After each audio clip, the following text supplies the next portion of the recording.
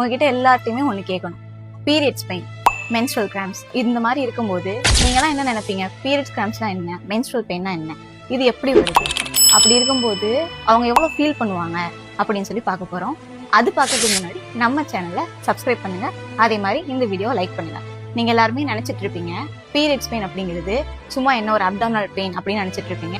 ஆனா பீரியட்ஸ் பெயின்ங்கிறது எது கூட கம்பேர் பண்றாங்கன்னா, ஒரு ஹார்ட் அட்டாக் இருக்கு பாத்தீங்களா, அது வந்து எவ்வளவு வலிக்கும் அதே மாதிரி தாங்க. அந்த மாதிரி பீரியட்ஸ் பெயின் இருக்கும்போது அவங்களுக்கு ஸ்ட்ரெஸ்ஸா இருக்கும், ஆங்ஸைட்டியா இருப்பாங்க, அதே மாதிரி மூட் ஸ்விங்ஸ் அதிகமா இருக்கும். அந்த மாதிரி நம்ம இருக்கிறப்ப நம்ம கூடயே இருப்பாங்க, ஆனா நம்மளை கண்டுக்கவே மாட்டாங்க. உங்களோட ஃப்ரெண்ட்ஸ், அதுக்கப்புறம் உங்களோட அக்காவா இருக்கட்டும், தங்கச்சியா இருக்கட்டும், எல்லாருமே பீரியட்ஸ்ல இருக்கும்போது அவங்களுக்கு நீங்க கொஞ்சம் கேர் கொடுத்தாலே போதுங்க. இந்த பீரியட்ஸ் பெயின் வந்து ரிலீஃப் ஆகணும் அப்படின்னா நான் சொல்ற மாதிரி சில ட்ரீட்மெண்ட்ஸ்லாம் இருக்கு. நான் வெஜிடபிள்ஸ் நிறைய சாப்பிடலாம், அதே மாதிரி ஃப்ரூட்ஸ் அதிகமா எடுத்துக்கலாம். ஃப்ரூட்ஸ்ல என்னென்ன எடுத்துக்கலாம் அப்படின்னா, பப்பாயா எடுத்துக்கலாம், வாட்டர்மெலன் எடுத்துக்கலாம், பெரிஸ் எடுத்துக்கலாம், அதே மாதிரி பனானா எடுத்துக்கலாம்.